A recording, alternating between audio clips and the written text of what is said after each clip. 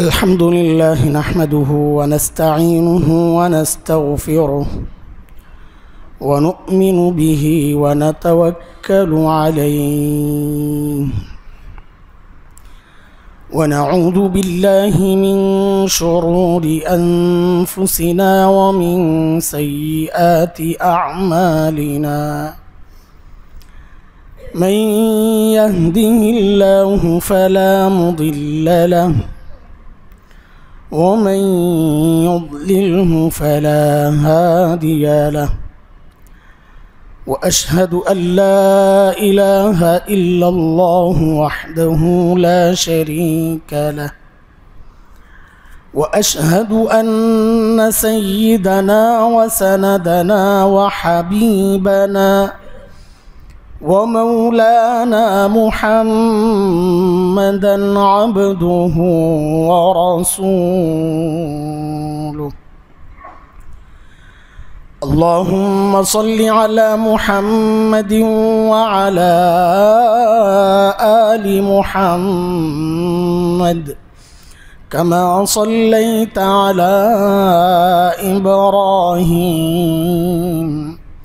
وعلى آل إبراهيم إنك حميد مجيد اللهم بارك على محمد وعلى آل محمد كما باركت على إبراهيم وعلى آل إبراهيم إنك حميد مجيد أما بعد فأعوذ بالله من الشيطان الرجيم بسم الله الرحمن الرحيم وقال الذين كفروا لا تسمعوا لهذا القرآن والغوا فيه لعلكم تغلبون فلنذيقن الذين كفروا عذابا شديدا ولنجزينهم أسوأ الذي كانوا يعملون ذلك جزاء أعداء الله النار لهم فيها دار الخلد جزاء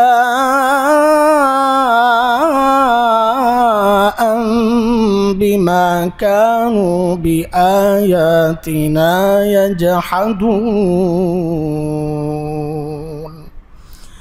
آمنت بالله صدق الله العلي العظيم محترم حاضرين আল্লাহ সুবহানাহু ওয়া তাআলার অসংখ্য নিয়ামতের মধ্যে অন্যতম বড় নিয়ামত আল্লাহ তাআলা আমাদেরকে তার গোলামির জন্য কবুল করেছেন আলহামদুলিল্লাহ আমরা সুস্থ আছি এটাও একটা অনেক বড় নিয়ামত আল্লাহ তাআলা আমাদেরকে সুস্থ রাখছেন চলার মতো শক্তি দিয়েছেন দুনিয়ায় কত মানুষ আছে দুই চোখ নাই ও জানে চোখ কত বড় নিয়ামত কত মানুষ আছে দুইটা হাত নাই পা নাই ও জানে এই নিয়ামতগুলো কত বড় নিয়ামত যার কিডনি দুইটা নষ্ট হয়ে গেছে ও জানে ওর ভেতরটা কেমন যাচ্ছে ক্যান্সারে আক্রান্ত শুধু ও জানে না ওর পরিবারও জানে কি অবস্থা যাচ্ছে আল্লাহ তাআলা আমাদের সবাইকে সমস্ত ভয়ঙ্কর কষ্ট থেকে রোগ থেকে হেফাজতে রাখেন। আমি 4 দিন প্রায় অসুস্থ, খুব জ্বরে পাইছে খুব। আজকে জ্বর তো নাই, কিন্তু জ্বর দূর করার জন্যে যাকে দায়িত্ব দেওয়া হয়েছিল সেও কাবু করছে, ওষুধ আর কি, ওষুধও কাবু করছে। আল্লাহ মন মানাচ্ছিল না যে নামাজ না পড়াই, চলি আল্লাহ ভরসা, পড়া তো লাগবেই। বসা মাথায় ঘুরতেছে পুরা সপ্তাহ ধরে একটা বিষয়, পুরা সপ্তাহে একই বিষয় ঘুরতেছে মাথায়। হচ্ছেটা কি? সেই বিষয়ে ঢোকার আগে একটা ভূমিকা সাজায় নেই, তাহলে আপনাদের বোঝাটা সহজ হবে। কোরআন আল কারীমের সূরা হামিম আস-সাজদা 24 নম্বর পারা, এর 3টা আয়াত আমি তিলাওয়াত করেছি। 26, 25, 26, 27, 26, 27, 28 এই 3টা আয়াত আল্লাহ তাআলা কাফেরদের বিরোধিতার মূল পয়েন্টটা আমাদেরকে দেখাইছেন, যে ওরা আমাদেরকে কিভাবে নিচে নামাইতে চায়। আল্লাহ বলেন, ওয়াকাল আল্লাযীনা কাফারু, যারা কাফির তারা বলে, লা তাসমাউ লিহাযাল কুরআন, এই কোরআন শুনবা না, কোরআন শুনবা না, নিজে শুনবা না। ওয়ালগাউ ফিহি, এবং যেখানে কোরআনের চর্চা হবে সেখানে হট্টগোল তৈরি করো। কেন করবা এই কাজ? নিজেরাই বলে, লাআল্লাকুম তাগলিবুন, তোমাদের জয়ের রাস্তা এটাই। মুসলমানদের বিরুদ্ধে যদি জয়ী হতে চাও তো কাজ এটাই, পদ্ধতি এটাই, যে মুসলমানকে কোরআন থেকে দূরে সরাও, নিজেও শুনবা না, কাউকে শুনতেও দিবা না। যতদিন পর্যন্ত মানুষকে কোরআন থেকে দূরে সরায়া রাখতে পারবা, ততক্ষণ পর্যন্ত তোমার জয় নিশ্চিত। এর জবাবে আল্লাহ বলেছেন, যারা কাফির তাদেরকে আমি কঠিন শাস্তি ভোগ করাবো, এবং তাদের এই অপকর্মের শাস্তি আমি আল্লাহ কড়ায় গণ্ডায় বুঝিয়ে দিব।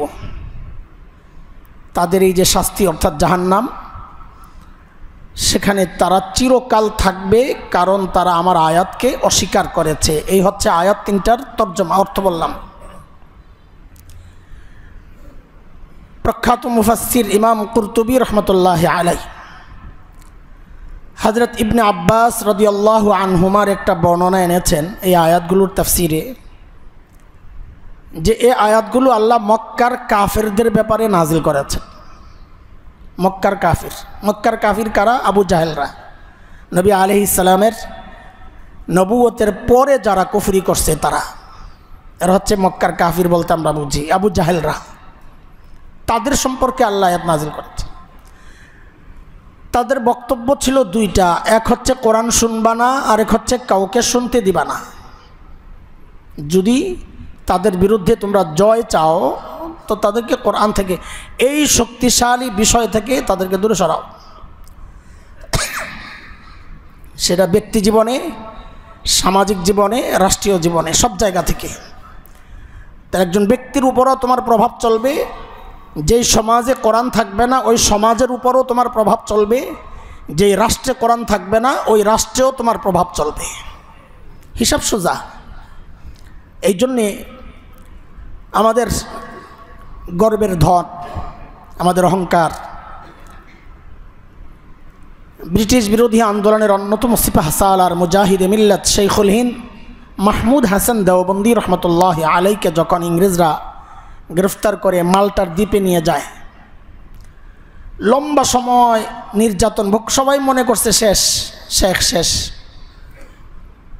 অনেক নির্যাতন করছে, কোমরের হাড় ছাড়া কিচ্ছু ছিল না, এমনভাবে পোড়াইছে কয়লার মধ্যে শোয়া, যে পিছনের গোশতগুলো পুড়ে পড়ে একদম শুধু মেরুদণ্ডটা ছিল, এমন অবস্থা করছে শেখুল হিন্দের।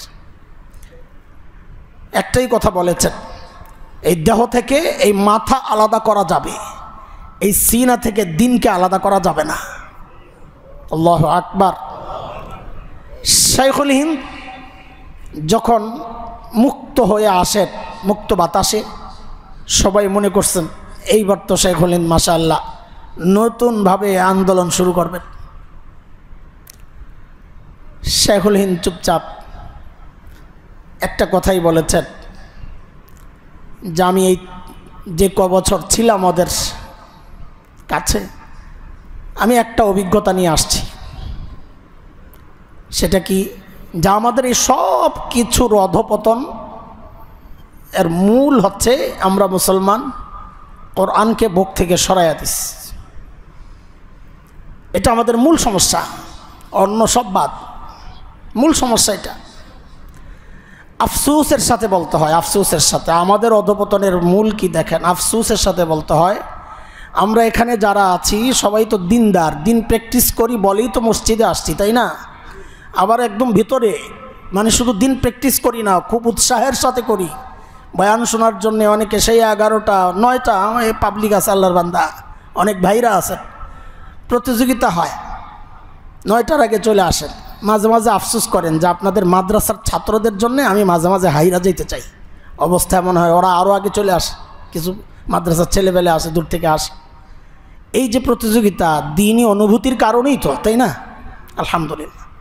কিন্তু একটা তিক্ত সত্য কথা হচ্ছে এই দিনদার, দিন প্র্যাকটিস করা সমাজের সবচাইতে ভালো মানুষগুলোকেই যদি আমি ধরি, তো আলেম ওলামা ছাড়া, আমি আপনাদেরকে লজ্জা দেওয়ার জন্য বলছি না, বাস্তবতা 95% বেশি এখানে পাওয়া যাবে যাদের তিলাওয়াত শুদ্ধ না, তিলাওয়াতই শুদ্ধ না। আপনি কি, আমি 99 বললাম না, এটা রিস্ক নিলাম না, একটু ছাড় দিলাম, কিন্তু এটাই বাস্তবতা, 99%ই পাওয়া যাবে। আমরা যদি ধরি আর কি, আপনাদের কাছে শুদ্ধ মনে হইতে পারে, নামাজ হয়ে যাবে এমন হইতে পারে, কিন্তু আমরা যদি ধরি, আমাদের ধরা ওই হিসাব করলে 99% মানুষের কোরআন শরীফ শুদ্ধ না, এরপরে অর্থ বুঝবে, বিধান বুঝবে, তারপরে মানবে, সেটা তো অনেক দূরের কথা। বহু পোড়া কপাল আলিমই তো আছেন যে অর্থ জানে না, কোরআন শরীফ শুদ্ধ পারে, অর্থ জানে না, পোড়া কপাল। তো আপনি কী করে আশা করেন আপনি অন্যদেরকে চালাবেন? কি করে আশা করেন? এই জন্যে আল্লাহ তাআলা আমাদের আল্লামা আহমদ শফি নওয়ারাল্লাহু মারকাদাহ একটা দোয়া করতেন। আমি অনেক চিন্তা করছি হজরতের বড়দের কথা, এগুলো এলহামি, আল্লাহ প্রদত্ত, আল্লাহ ঢেলে দেন অন্তরের মধ্যে। তিনি একটা দোয়া করতেন, আল্লাহ আমাদেরকে এক আর নেক বানায়া দেন, আল্লাহ উম্মতকে এক আর নেক। অনেক চিন্তা করছি এই এক আর নেক কি, অনেক চিন্তার পর আমি দেখছি এই দোয়া বাস্তবায়নের জন্যে আমাদের যে দুই জিনিস দরকার, কাফের গোষ্ঠী ঠিক ওই দুই জিনিসের উপরই তাদের হামলা। আমি অনেক চিন্তা করছি, এটা এই দোয়া, হজরতের এই দোয়া আমার চিন্তার খোরাক হয়েছে, যে বড়দের দোয়া, এটার মধ্যে অনেক অনেক রহস্য আছে। চিন্তা করতে করতে করতে করতে বিপরীতটা খোঁজার তালাশ করছি, যে বিপরীতটা কি। বিপরীত হলো আমরা এক না, আমরা নেক না, এটা তো বিপরীতটা, তাই না? এই এক না হওয়া আর নেক না হওয়ার পেছনের কারণ কি বুঝতেছেন কথা? আমি লাইনে নাই, আমি নিজেই বুঝতেছি, আল্লাহ যেন সহজ করেন আপনাদের বুঝা। আমরা এক না, আমরা নেক না, নেক তো বুঝেন নেককার, ভালো মানুষ। আমরা এক না, আমরা নেক না, এই দুইটার পেছনের কারণ কি? তারও পিছনে যাওয়া শুরু করছি, দেখি হায়, ওই যে গত জুমায় আলোচনা করছি আব্দুল্লাহ ইবনে সাবা, ষড়যন্ত্র। কাফিরদের ষড়যন্ত্রের নানান দিক থাকে, প্রক্রিয়া একটা হয় না। এটা শয়তানের চ্যালেঞ্জ। সূরা আরাফ 16 আয়াত 17 নম্বর আয়াতটা বিশেষ করে শয়তানের চ্যালেঞ্জ এটা। সুম্মা লাআতিয়ান্নাহুম মিন বাইনি আইদিহিম ওয়া মিন খালফিহিম ওয়া আন আইমানিহিম ওয়া আন শামাইলিহিম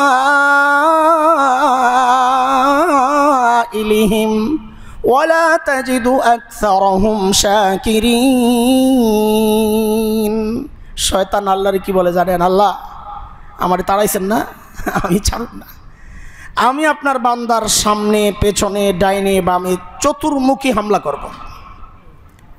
এই বিষয়ে আমরা অনেক আলোচনা করেছি নানান ইস্যুতে। চতুর্মুখী হামলার একটা মূল বিষয় অর্থ, শয়তানের ঢোকার প্রক্রিয়া একরকম হবে না, একরকম হবে না। কাফের গোষ্ঠী ও মুসলমানদেরকে পরাজিত করার জন্য যত প্রক্রিয়া আছে তার মধ্যে মৌলিক প্রক্রিয়া দুইটা। খুব মাথায় একটু ঢুকানোর চেষ্টা করেন আল্লাহর হস্তে। মৌলিক প্রক্রিয়া বলেন তো সবাই, দুইটা। এক নম্বর ইসকাতুল খিলাফা। আপনার এটা বলার দরকার নাই, আমি ব্যাখ্যা দিচ্ছি তখন বুঝছেন। খালি শব্দগুলো শোনেন, ওলামারা আছেন এই জন্য ওনাদের পুঁজি খোরাক হয় অনেকের, সেই হিসাবে শব্দগুলো বলি। ইসকাতুল খিলাফা, আরেকটা হচ্ছে ইবআদ আনিশ শরিয়াহ। এক হচ্ছে খেলাফতকে, ব্যবস্থাকে, মুসলমানদের খেলাফত ব্যবস্থা শেষ করে দাও। আরেক হচ্ছে মুসলমানকে শরীয়তে ইসলামিয়া থেকে দূরে সরাইয়া দাও। আমি খেয়াল করলাম আরে আমাদের ঐক্যের জায়গাটা হচ্ছে খেলাফত ব্যবস্থা। দেখেন আমরা যে এক না, এই এক না হওয়ার মূল কারণ হচ্ছে খেলাফত ব্যবস্থা নাই। মুসলিম উম্মাহকে এক জায়গায় আনার একটাই ব্যবস্থা, সেটা হচ্ছে খেলাফত ব্যবস্থা। যখন থেকে আমরা এক খলিফা কেন্দ্রিক থাকলাম না, নানানমুখী হলাম, আমাদের আপোষের মধ্যে লড়াইও বাড়তে থাকলো। আমাদের নেতা তো এক না, কেবলা এক না। কেবলা মানি নেতা, যার দিকে আমার ওই কেবলা মানি আমাদের নামাজের কেবলা না, আমরা বলি আর কি। এক একজনের এক একটা গতি আছে, গতি, এই গতি আমাদের পথ মত নানান রকম হয়ে গেছে, এক একজন এক একজনের পেছনে ছুটছে। খেলাফত ব্যবস্থা যেদিন থেকে ধ্বংস হয়েছে, ইসরায়েল এই যে গোটা আরব বিশ্বের মাঝখানে একটা বিস্ফোরা, এই বিস্ফোরা এমনি আসে নাই, খেলাফত ব্যবস্থাকে ধ্বংসের মাধ্যমে আসছে। আপনারা জানেন তুর্কি খেলাফত যেমনই ছিল, খলিফাদের নানান দোষ আছে আমরা শুনি, কিন্তু একটা জায়গায় আমাদের একটা ভালো পয়েন্ট ছিল যে আমরা একতাবদ্ধ ছিলাম। ইউরোপের অনেক জায়গা আমাদের ছিল, চিন্তা করা যায়। আফ্রিকা অনেক জায়গা আমাদের ছিল, তুর্কি খেলাফত এরাও তাই ছিল। কি বিশাল অঞ্চল, কি শক্তি আমাদের, সুবহানাল্লাহ। ধীরে ধীরে আগাচ্ছিল, তো তাদের হামলা হয়েছে ওই খেলাফত ব্যবস্থায়। হামলার ধরন হয়েছে দুইভাবে, এক হচ্ছে সরাসরি হামলা, আরেক হচ্ছে খলিফার জায়গায় যারা বসবে জেনারেশন, ওই ওদের মধ্যে তারা কাজ করছে। 100 বছর পর কি হবে ওইটা নিয়ে যিনি আছেন তার ব্যাপারে কাজ করেন নাই, তার ব্যাপারে ষড়যন্ত্র হয়েছে, কাজ হয়েছে যুবকদের মধ্যে। আমরা খুব গর্ব করে বলি একটা কথা, তরুণ তুর্কি না, এটা আমাদের জন্য কোনো সুখকর শব্দ না, এটা মাথায় রেখে সবাই। তরুণ তুর্কি বীরত্ব বুঝাই, এগুলা বলতে গিয়ে এটা আমাদের জন্য কোনো সুখকর শব্দ না। এই তরুণরাই যখন ইউরোপ থেকে লেখাপড়া করে তুর্কিতে আসে, তো তুরস্কের খলিফা ছিলেন তখন আব্দুল হামিদ দ্বিতীয়, তার বিরুদ্ধে এই তরুণরাই সর্বপ্রথম আন্দোলন চালায়। তাদের বিপ্লব, তাদের সেই সাহসী ভূমিকা, তাদের ভাষায় পরবর্তীতে যুদ্ধে ঝাঁপায়া পড়া, এসব কিছু ছিল খেলাফতের বিরুদ্ধে। কাজে এটা তরুণ তুর্কি বলে ফেলি খুব গর্বের সাথে, এটা আমাদের জন্য কোনো সুখকর শব্দ না। ইতিহাস পড়ে খেলাফত ব্যবস্থায় হামলা হয়েছে সর্বপ্রথম। এটা হচ্ছে আমাদের অনৈক্যের একটা মূল বীজ, খেলাফত ব্যবস্থা ধ্বংস করা। আরেকটা হচ্ছে শরীয়তে ইসলামিয়া থেকে মানুষকে সরাইয়া দেওয়া। শরিয়া মানে কোরআনই আমাদের শরীয়ত, আমাদের বিধান চলার সিস্টেম। কোরআন থেকে, কোরআনই শাসন থেকে মানুষকে দূরে সরাইয়া দাও। বাস এই দুই কাজে তাদের সফলতা, যত আমাদের মরণ, আমাদের এই বিপদ তত বেশি বাড়তেছে। আপনাদেরকে খুব সূক্ষ্ম একটা বিষয়, এগুলো খুব রিস্কি কথাবার্তা, খুব রিস্কি কথাবার্তা।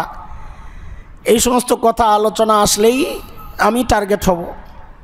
টার্গেট তো হয়েই আছি, টার্গেট আছি। আমাদের অনেক এজেন্সির ভাইরা এখানে নামাজ পড়ে, আমরা জানি। আমাদেরকে ভুল না বুঝে আমাদের দিলের কথাগুলো জায়গা মতো পৌঁছানোর চেষ্টা করেন। আমরা দেশের স্বাধীনতার শত্রু না, সার্বভৌমত্বের বিরুদ্ধে আমাদের অবস্থান না, আমরা কোনো সশস্ত্র গোষ্ঠীর সাথে সম্পর্ক রাখি না। বাকি কি চাই সেটা বলতেছি একটু, আবার অতি আবেগীরাও আবার আমাকে তাগুত বানাইয়া দিও না, একটু রয়ে শয়ে। 2003 আমেরিকা সারা দুনিয়াকে ওদের পলিসির আওতায় আনার জন্যে, এক পলিসি আমেরিকামুখী আনার জন্যে একটা সংস্থা, এটা আপনাদের অনেকের জানা থাকার কথা, এগুলো ঘাটাঘাটি যারা করেন, র্যান্ড কর্পোরেশন। 2003-এর রিপোর্ট ওদের, আমার কাছে লিঙ্ক আছে, কেউ যদি মনে করেন যে সমস্ত ফাও কথা কোত্থেকে আসে না, এত একটা রিস্কি কথা কোনো ভিত্তি ছাড়া বলার মতো ব্যক্তি আমরা নই। বিশেষত জুমার মিম্বরে বসে আপনারা যারা আমাদেরকে ভালোবাসেন, সেই ভালোবাসার জায়গায় বসে আপনাদেরকে আমরা বিভ্রান্ত করার জন্য কথাগুলো বলছি না, এক চরম বাস্তবতা শোনাচ্ছি আপনাদের। র্যান্ড কর্পোরেশন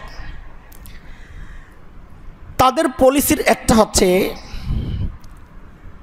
সারা দুনিয়ায় মানুষকে আমেরিকামুখী করার জন্যে যে পলিসিগুলো তারা হাতে নিয়েছে, এর মধ্যে র্যান্ড কর্পোরেশনের ভূমিকা আছে একটা, ইসলামকেও তাদের মতো করে মানুষের সামনে পেশ করা। এটার জন্যে তারা কর্মপন্থা যেটা নির্ধারণ করছে, সারা দুনিয়ায় যারা মডারেট আছে তাদেরকে চিহ্নিত করা, মডারেট মুসলমান। আমি বহুবার বলেছি, বর্তমান দুনিয়ার জন্যে অন্যতম ভয়ঙ্কর এক ফিতনার নাম হচ্ছে এই মডারেট মুসলমান। ভয়ঙ্কর ফিতনা কেন শুনেন, র্যান্ড কর্পোরেশনের রিপোর্টগুলো আছে, তারা কাজ করে প্রকাশ্যে। আমরা এতটা বোকা যে তাদের প্রকাশ্য কাজগুলো আমরা বুঝতে চাই না। আমরা মনে করি সব জায়গায় খালি আমরা ইসলাম বিরোধিতা খুঁজা পাই। ভাই করে বিরোধিতা আমি খুঁজবো কেন? খোঁজা ছাড়াই তো দেখা যায়। তুমি বুঝো না, এটা তোমার বিষয়। সারা দুনিয়ার মডারেট মুসলমানদেরকে তারা বাছাই করছে, বাছাই করে এদেরকে সারা দুনিয়ার সামনে বিশাল কিছু বোঝানোর জন্য যা যা করা দরকার, প্রচারণার মাধ্যমে, মিডিয়া প্রচারের মাধ্যমে, যা যেভাবে আছে, বিভিন্ন দুনিয়ার বড় বড় প্রোগ্রামে দাওয়াত করে তিনি অনেক কিছু, বিশাল কিছু, এটা বোঝানোর জন্যে এরা সারা দুনিয়ার ইয়াসির কাদি, এই নামগুলো অনেকের কাছে পরিচিত, অনেকে ভক্ত আছেন, এদেরকে ওরা খুব হাইলাইট করছে। এরা মডারেট মুসলমান। মডারেট মুসলমান বলতে কি বুঝি, তারা কি বুঝে? তাদের টার্গেট হচ্ছে কারা জিহাদ চায় না, এদের মূল বিষয়। আতঙ্কের জায়গাটা বুঝেন, জিহাদ চায় না, বরং কোরআন তার অস্বীকার করা যায় না, আরেক মুসিবত। তো কি করে তারা? ওই জিহাদের কথাগুলোকে এনিয়ে ভিনিয়ে এদিক ওদিক, এনিয়ে ভিনিয়ে এদিক ওদিক ঢুকায়া দেয়। কেউ রাজনীতির জেহাদ বানায়, কেউ তাবলিগের জেহাদ বানায়, কেউ তাসাউফুল লাইনকে জেহাদ বানায়, হ্যাঁ, কেউ মাদ্রাসায় পড়ানোকে জেহাদ বানায়। বাস জিহাদ তার আপন জায়গায় না থেকে সব জায়গায় যাওয়া তার জন্য বৈধ। শুধু আপন জায়গা, যেই জায়গার জন্য কোরআন জিহাদের শব্দগুলো এনেছে, শুধু ময়দানের জিহাদ ছাড়া বাকি সব জিহাদ জায়েজ। খেয়াল করেন, কোরআনে শুধু জিহাদ শব্দ নাই দোস্ত, জিহাদকে তো এদিক ওদিক নেওয়ার সুযোগ কোথাও কোথাও আছে, কিন্তু কোরআনের যে সমস্ত জায়গায় কিতালের শব্দ আছে, লড়াই লড়াই, ওগুলারে কি করবেন? তো ওগুলারে কি করবেন? ওগুলারে আরেক ব্যবস্থা, যে আমাদের এত শক্তি নাই, আমাদের এত শক্তি নেই, কাজেই আত্মহত্যার সামিল হবে আমেরিকার সাথে এখন লড়তে যাওয়া। না ভাই, আফগানিস্তানওয়ালারা, তালেবানরা আত্মহত্যা করে নাই, তালেবান আত্মহত্যা করে নাই। তালেবান যা করেছে তা আমার আর তোমার মুখে, ওই মডারেটদের মুখে তারা জুতা পেটা করেছে, জুতা পেটা। এই যে জুজুর ভয়, আমেরিকাকে কিচ্ছু করা যায় না, এই যে ভয়, ইসরায়েলকে কিচ্ছু করা যায় না, ওদের সেই ডোম, আয়রন ডোম সব খায়া ফেলে। আমরা বলেছি এগুলা মাকড়সার জাল, মশা ধরতে পারে, মাছি ধরতে পারে। বাড়ির মালিক সময় আসছে, যখন মেহমান আসবে ঘরে, তো বাড়ির মালিক ওই সমস্ত মাকড়সার জালকে ঝাড়ু দিয়া পিটায় পিটায় পরিষ্কার করবে। সেই সময় চলে আসছে, তুমি মাথা থেকে সেই ভয় আগে দূর করো। ভেতরে ভয় ঢুকছে একটা, আর আমেরিকার সাথে আমরা পারবো নাকি, ভারতের সাথে আমরা পারবো নাকি? দোস্ত, আমাদের যে শক্তি আছে এই শক্তি ওদের নাই, তো তুমি কেন ভয় পাও? শেখ ওমর মুখতার রহিমাহুল্লাহ, ব্রিটিশরা যেমন আমাদের এই অঞ্চল তারা তাদের নিয়ন্ত্রণে রাখত, সেই সময়কার কথা। ইউরোপের নানান দেশ, আফ্রিকার বিভিন্ন অঞ্চলকে তাদের নিয়ন্ত্রণে নিয়েছিল। তার মধ্যে লিবিয়া ছিল ইটালির নিয়ন্ত্রণে, লিবিয়া। শেখ ওমর মুখতার রহিমাহুল্লাহ মরুশার্দুল, তিনি তার কিছু অনুসারী সহ লড়াই করছিলেন ভাঙ্গা রাইফেল দিয়ে, নাই কিচ্ছু, কিন্তু যেটা আছে এটা কারো নাই, সেটা হচ্ছে ইমানি শক্তি। ইটালিয়ানরা সিদ্ধান্ত নিয়েছে উপর থেকে বম্বিং করবে, ওদের বড় হাতিয়ার এটা। কেউ একজন এসে বলল, হযরত এখান থেকে ভাগতে হবে, বম্বিং করবে। আমাদের কাছে বিমান বিধ্বংসী নাই তো কিচ্ছু, মারা পড়ব, চলে। শেখ ওমর মুখতারের কি আজীব কথা, আল্লাহু আকবার! কি ইমানদীপ্ত জবাব দিয়েছেন তিনি। পাল্টা প্রশ্ন করে, প্রশ্নটাই জবাব, খেয়াল করবেন, প্রশ্নটাই ছিল জবাব। শেখ ওমর মুখতার জানতে চাইলেন, আরে ওদের বিমানগুলো কি অনেক শক্তিশালী? বলে হ্যাঁ, অনেক শক্তিশালী। বলে কতটা শক্তিশালী বলো তো? ওদের বিমানগুলো আরশের উপরে দেওয়া যায় না, আরশের নিচে দেওয়া যায়। আল্লাহু আকবার!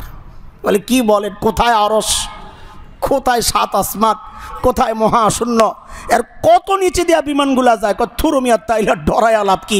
আমি তো মনে করছি আরশের উপরে দেওয়া গেলে, যেই মালিক আমার রব, আরশের উপরে দেওয়া গেলে বম যদি আমার মালিকের মাথায় একটা পড়ে তো আমারে কে বাঁচাবেন? যদি আরশের নিচে দেওয়াই যায় তো আমার কোনো টেনশন নাই। ঈমান কাকে বলে? তুমি কেন ভয় পাও? হ্যাঁ, সেই বৌদ্ধ মূর্তি বামিয়ান প্রদেশের তালেবানরা যখন ধ্বংসের সিদ্ধান্ত নিল, সারা দুনিয়া থেকে চাপ, কোনো এগুলার খেয়ার করার সময় আছে নাকি? কদিন আগে শীর্ষ 2 জনের বিরুদ্ধে গ্রেফতারি পরোয়ানা জারি করছে আন্তর্জাতিক আদালত। ওনারা জানাই দিয়েছেন এই সমস্ত আন্তর্জাতিক আদালতকে আমরা স্বীকৃতি দিই নেই, তো দিলে না তুমি আমারে গ্রেফতার করো, আমি তো তোমারে মানি না, তুমি কি গ্রেফতার করবো আমারে? তা আমরা বলি আসো, গ্রেফতার করতে আসো। সুবহানাল্লাহ! সারা দুনিয়া থেকে এই সমস্ত মডারেট মৌলবি পাঠাইছিল, এসি রুমে বসে বসে, যারা ঘুমটা দিয়ে দিয়ে মানুষকে দিন শোনায়, এসি রুমে বসে বসে দিনই আলোচনা করা আর পাহাড়ের গুহায় গুহায় লুকায়া থাইকা দিন চর্চা করা অনেক পার্থক্য, অনেক পার্থক্য। আল্লাহই বলেছেন, আজআলতুম সিকায়াতাল হাজ্জি ওয়া ইমারাতাল মাসজিদিল হারাম কামান আমানা বিল্লাহি ওয়াল ইয়াউমিল আখির ওয়া জাহাদা ফি সাবিলিল্লাহ লা ইয়াস্তাউনা ইনদাল্লাহ। ও জমজমের পানি খাওয়াও না, মসজিদ নির্মাণ করো, ওই মানুষ আর যারা ইমানের সাথে ময়দানে লড়াই করছে ওই মানুষ আল্লাহর কাছে 2 গ্রুপ, এক না। তোমরা জালিম, তোমরা জালিম, আল্লাহ বলতেছেন, আল্লাহ বলতেছেন। এই মডারেট মুসলমানরা আয়েশা বলে, হযরত খুব ভালোভাবেই মোল্লা ওমরকে, মোল্লা ওমর তখন খলিফা আমিরুল মুমিনিন, খলিফা আমিরুল মুমিনিন, হযরত সারা দুনিয়া থেকে চাপ আসছে, আপনি সামাল দিতে পারবেন? উনি অনেক ভালো করে শুনছেন কথাগুলো, কি বলে তারা, খালি জিজ্ঞেস করছেন। আপনাদের কাছে আমি একটা প্রশ্ন করি, আপনাদের সব কথা মেনে নিলাম, আপনারাই আসেন, খুব ভালো, আপনারা আসেন এখানে আইসা, আমার তো উপদেশটা দরকার, ভালো আলেম দরকার আমাদের, আসেন আপনারা আফগানিস্তানে বসেন, আমরা আপনাদের থেকে পরামর্শ নেই, আসেন। তো পরামর্শ দিছে কি, এই ভাইয়ের না, কি দরকার সারা দুনিয়ার খেপানোর? এখন তো চীনও খেপে যাবে, কোরিয়া খেপে যাবে, বৌদ্ধ ধর্মের সাথে জাপান, যাদের সম্পর্ক আছে সব খেপে যাবে। শুধু আমেরিকা বেল্ট না, এখন তো সারা দুনিয়া আপনার বিরুদ্ধে যাবে গা। মোল্লা ওমর শুধু তাদেরকে জিজ্ঞেস করছেন, প্রতিনিধি দলকে, আচ্ছা বলেন তো, সারা দুনিয়ার শক্তি একদিকে আর আমার আল্লাহর শক্তি একদিকে, আপনাদের কাছে মনে হয় কোনটা বেশি শক্তিশালী? তো কি জবাব আর আছে? তো বলে আল্লাহর শক্তিই তো বেশি। বলে তো আমরা তো সে আল্লাহর শক্তির উপর ভরসা করেই লড়তেছি, আপনারা তো ভয় পাচ্ছেন কেন আমি তো বুঝতেছি না। আল্লাহু আকবার। আর ইমানের এই হালত ছিল বলেই তো আমেরিকা পালাইতে বাধ্য হয়েছে। মুসলমান তো অস্ত্রের শক্তিতে জয়ী হয় না, এটা তো ইতিহাস। মুসলমান জয়ী হয় ইমানি শক্তিতে। কাফের শক্তির যে প্রপাগান্ডা, এক হচ্ছে মডারেট দায়ী। এই মডারেট সাধারণ মুসলমান কম হয়, তারা তো জানিই না ব্যাখ্যা দিবে কি। এই মডারেট হয় দায়ীরা, দায়ীরা যাদেরকে আপনারা স্মার্ট দায়ী মনে করেন, ইংরেজি বলে পটর পটর, সারা দুনিয়ার বিজ্ঞান আপনার সামনে পেশ করতেছে। ওরে বাপ রে বাপ, বড় স্মার্ট হুজুর। এই মৌলবী এরা কি জানে? এই মৌলবীরা কি জানে? হ্যাঁ, অনেক কিছুই জানি না, কিন্তু দিন বিকৃত করার মতো ওই মানসিকতাও লালন করি না। আলহামদুলিল্লাহ, একটা ভালো মিজাজ লালন করি, এতেদাল, মাঝামাঝি। আমরা কট্টর, কট্টর বলতে তোমরা যেই ব্যাখ্যা দাও ওইটা না, আমাদের কাছে কট্টর আরেকটা। তোমরা যেটা বলো কট্টর, ওইটা দিন, এটা কঠোরতা না, এটা কঠোরতা না। এই মডারেট দায়ীদেরকে সারা দুনিয়ার বাছাই করছে তারা, যাদের কাজ হচ্ছে দিনকে খুব সহজ করা। এরাই ইসলামের ব্যাখ্যা দিছে ইসলাম মানে শান্তি। ইসলাম মানে শান্তি কি বলেন? আত্মসমর্পণ করা। কার কাছে? আল্লাহ, আল্লাহ রসুলের বিধানের সামনে নিজেকে সঁপে দেওয়ার নাম ইসলাম। এখন যখন আপনার মাথায় ঢুকায় দেওয়া হয়েছে ইসলাম মানে শান্তি, স্বাভাবিকভাবে আরেক কান দিয়ে ঢুকানো যাবে তো জেহাদ কেন? ইসলাম মানে যদি হয় শান্তি তো জেহাদ কেন? কিভাবে গিলায় তারা। আর আপনার মাথায় যদি এটা ঢুকানো যেত যে ভাই ইসলাম মানে আল্লাহ, আল্লাহ রসুলের বিধানের সামনে আত্মসমর্পণ করা, তা আপনি বলতেন ভাই জিহাদও বুঝি না, তাবলিগও বুঝি না, যখন যেটার প্রয়োজন আসবে তখন সেটা করার নামই ইসলাম। কি বলেন? হ্যাঁ, আপনাকে ঢুকাই দিছে আর আপনার কাছে ওইটাই ভালো লাগে। আপনি দেখবেন তাদের ফ্যান ফলোয়ার, সুবহানাল্লাহ, এত রিচ তাদের, সুবহানাল্লাহ। আমাদের মতো মৌলবীদের বয়ান, আমি তো সেই দুর্বল শ্রেণীর মানুষ যারা পাক্কা ইমানদার, তাদের আইডি নাই হয়ে যায়, তাদের বয়ান নাই হয়ে যায়, মানুষের কাছে পৌঁছে না, সিস্টেমটাই করে রাখছে এমন, দিবে না আগাইতে। আরও প্রক্রিয়া আছে, আমি সেই জায়গায় আসতেছি, সময়ও খুব বেশি নাই। ঘড়ির দিকে তাকাই, ঘড়ি তো আমারে বলে যে তোমার উপযুক্ত আসি আমি আজকে, মানে তাড়াতাড়ি সময় শেষ হওয়া মানে আমার শরীরের জন্য খুব ভালো আজকে, কিন্তু কথা তো শেষ হবে না, ওই কষ্ট থেকে যাবে। 2013 পর্যন্ত এইভাবেই তারা চলেছে। মডারেট দায়ীদেরকে তারা চিহ্নিত করেছে সারা দুনিয়ার। 13 রিপোর্ট। শুধু মডারেট দায়ী দেওয়া হবে না, কিছু মডার্নিস্টও লাগবে। মডারেট আর মডার্নিস্ট পার্থক্য, ওরা যেটা করেছে, মডারেট ইসলামের কোনো বিধানকে অস্বীকার করে না। এরা পেঁচায়, এনিয়ে বিনিয়ে এদিক ওদিক ঢুকায়া দেয় আর কি, অস্বীকার করে না, জেহাদকে অস্বীকার করে না। কিন্তু ক্ষেত্র লাগবে, শর্ত আছে, অন্য ব্যাখ্যাও হইতে পারে, এই সেই বলে করে আপনাকে বিভ্রান্ত করবে। এটা হচ্ছে মডারেটদের কাজ। আর মডার্নিস্ট বিবেকের গোলাপ, তাদের যুক্তিতে দিনের যে বিধান আসবে ওইটা মানবে, নাইলে মানবে না। এটা হচ্ছে মডার্নিস্ট মুসলমান। এই মডার্নিস্ট মুসলমানদেরই আমদানি হচ্ছে নারীবাদী, এলজি, সমকামিতা, ট্রান্সজেন্ডার, এসব হচ্ছে মডার্নিস্ট মুসলমানদের আমদানি। আপনি খুব সূক্ষ্মভাবে খেয়াল করেন আমাদের সময়টা যাচ্ছে কি, এই মডারেট দায়ী এবং এই মডার্নিস্ট নাস্তিকদের এখন যে আস্ফালন আমরা দেখতেছি বর্তমান সরকারের সময়ে, আমাদের বুঝতে কষ্ট হয় না, সেগুলাই র্যান্ড কর্পোরেশনেরই কিছু কাজ বাংলাদেশে চলছে। আমরা কারো ভালো কাজকে অস্বীকার করব না। প্রয়োজনের সময় এই রক্তের পিচ্ছিল রাস্তায় চলে চলে আপনারা যেখানে বসেছেন, এই বসিয়েছে এই জন্যে না, মডার্নিস্টদের আস্ফালন দেখার জন্যে না, বাংলাদেশ থেকে ইসলাম নিশ্চিহ্ন করার জন্যে না, বাংলাদেশে মানবাধিকারের অফিস খোলার নামে বাংলাদেশকে টুকরা টুকরা করার জন্যে না, ইসলামের বিরুদ্ধে, কোরআনের বিরুদ্ধে আইন পাশ করার জন্যে না। রক্ত বন্যা বয়ে যাবে, কোরআনের বিরুদ্ধে আইন করতে দেওয়া যাবে না। খবরদার, আমাদের লাশের উপর দিয়ে যাইতে হবে কোরআনের বিরুদ্ধে আইন করার জন্য। খবরদার ও ভাই, ভুল বুঝবেন না, আমাদের বেঈমান হয়েন না, আল্লাহর রাস্তে বেঈমান হয়েন না। আপনারা কেন চুপ আছেন আমরা বুঝতেছি না। আপনারা মনে করতেছেন অফিস হইলে কি সমস্যা? হুজুর সমস্যা আছে, সমস্যা বুঝছেন না।